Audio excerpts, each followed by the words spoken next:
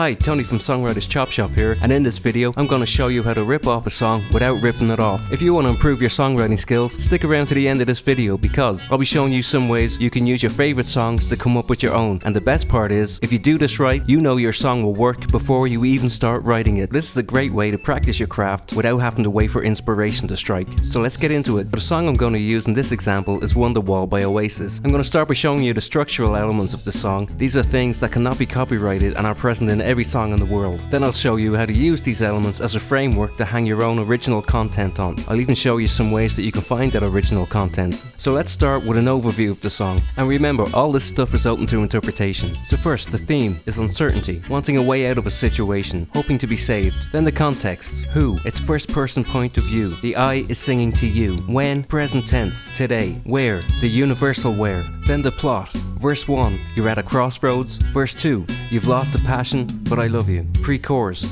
life is confusing and I wish I had an answer for you. Chorus, though you feel so uncertain, you're still the best thing in my life. Verse 3, a chance is missed. Song structure, we've got intro, verse 1, verse 2, pre-chorus 1, chorus 1, verse 3, pre-chorus 2, chorus 2, chorus 3, and an outro. Okay, so let's zoom in a little bit and look at the things we can use in our own song. 1, number of lines in a section. 2, the length of those lines, or its meter. 3, rhyme type. 4, rhyme scheme. 5, position of the melodic phrase in the musical bar. 6, how the content is organized. 7, any kind of repetition, melodic or lyrical, anything. 8, contrast within and between sections. 9, the melodic contour or shape. And 10, the energy of the song as it goes on. Verse 1 starts on a weak beat, has 7 lines, short notes, a sawtooth melody shape, and the arrangement is just acoustic guitar and vocals. So here I've laid out the meter, rhyme type and scheme, and how the content is organized. Does it either reference internal feelings or outward observations? I'm doing this kind of hybrid version of meter, mainly focusing on how the stressed syllables of the lyrics interact with the main beats of the musical bars. So if we looked at the lyrics as a rhythm pattern, we'd see something like this. Have a look at this video for a full explanation of meter.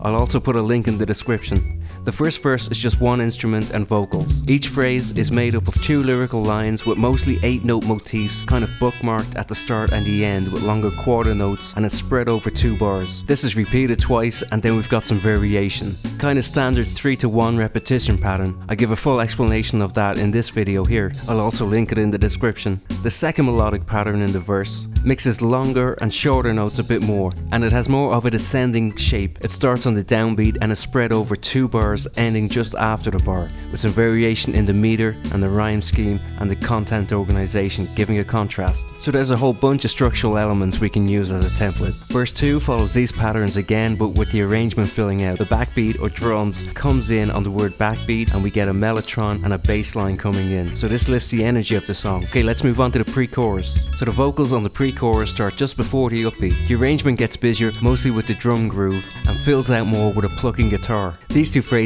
are made up of short 4-note motifs repeated twice with variation the 3rd time round. The nature of these shorter sawtooth shaped motifs builds tension, which is pretty common in a pre-chorus. They're spread over 2 bars each. Contrast to the verse is achieved by these shorter motifs and the chord changes. Slight variations in meter, rhyme and content organization. The sequence is repeated twice and then varies the 3rd time. This melodic shape is a mix of sawtooth, ascending and descending patterns. The content gets more internal and the meter speeds up and the rhyme scheme loosens, reflecting the unresolved nature of the lyrics. Again, this phrase lasts just over 2 bars and mixes shorter and longer notes. Okay, tons of structural stuff we can borrow. So let's have a look at the chorus before we start using this stuff to make our own song.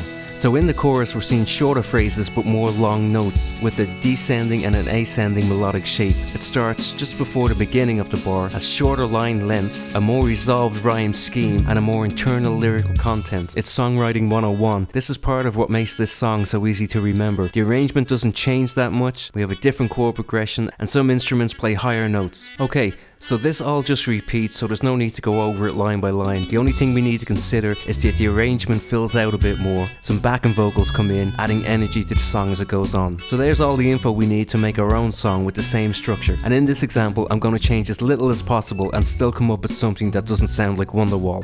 I hope. When we use this technique, the more we change, the less like the original song it will sound. Any of these structural elements can be changed to suit what you want, but the bare minimum we need to change are the lyrics, the chords, and either the pitch, rhythm, or intervals of the melody notes. But slight changes to these things can be enough, and like I said, the more you change, the less like the original it will sound. And this is where your own creativity comes in. So I'm going to take the same theme and emotion and plug it into this formula. That's how I'm going to come up with new lyrical content.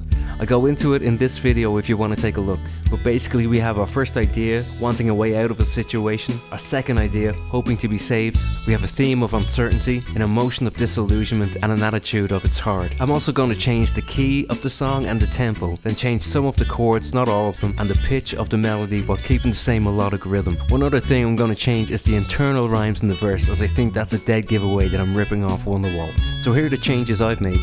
Like I said, you can alter any of these elements. For example, the melodic rhythm could have more or less notes, it's up to you. Some of you might be thinking, this is stupid because a song should be from the heart and gifted to us by the gods of muse and all that. Well, everything I've come up with is from the heart, and I let my gut and ears be my guide. All the structural stuff exists in every song with vocals anyway, so I've just used a template to bypass certain decision making that sometimes interferes with just creating, and that's the whole point of this. Remember, I said, if you use this technique properly, you know your song will work even before you start writing it. And I don't know about you, but for me that takes a lot of pressure off the creative process. And you can also rewrite until you have something completely and totally unique. So here's a rough demo so you can hear how it turned out.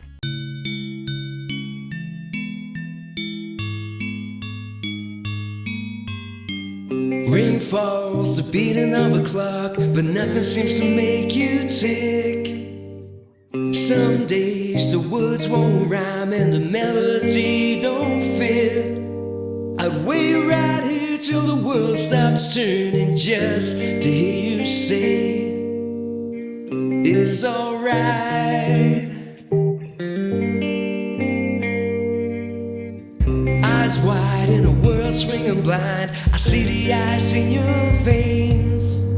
You fall down like the tears of a clown, stumbling through a soft parade.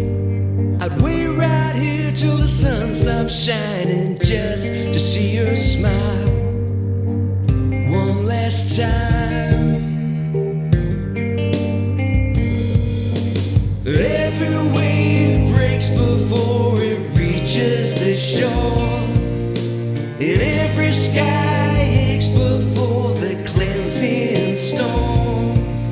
If we could see tomorrow, would we make the same?